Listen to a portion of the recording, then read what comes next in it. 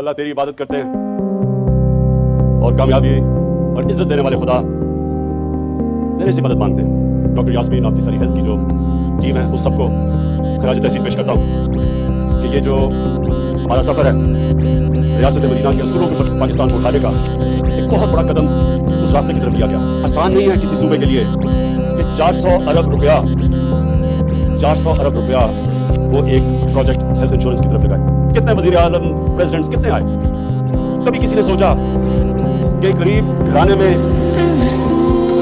बड़ी बीमारी हो जाती है, कैंसर, हार्ट, दो सबसे ज्यादा जो लोग मरते हैं दो बीमारियों से मरते हैं, हार्ट अटैक, हार्ट डिजीज और कैंसर से, और दोनों महंगी बीमारियां।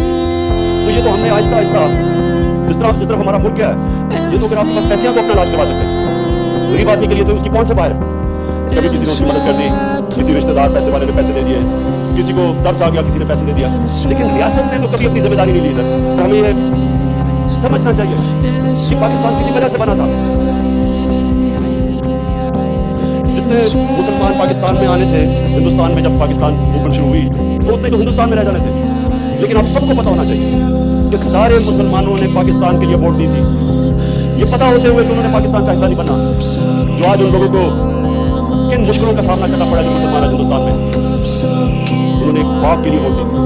तो इलामा इकबाल ने एक इतने बड़े ज़हन में लोगों को ख्वाब बताई थी कि पाकिस्तान, जब हम कहते हैं कि पाकिस्तान का मतलब क्या, और जो नारा था ला इलाहा इल्लल्लाह, उसका मतलब क्या था कि हमने अपने नबी सल्लल्लाहु अलैहि वसल्लम की कदमों के ऊपर चल के वो जो उन्होंने रियासत बनाई थी मदीना में, वो हमने एक पाकिस्तान में मिसाल बनानी थी।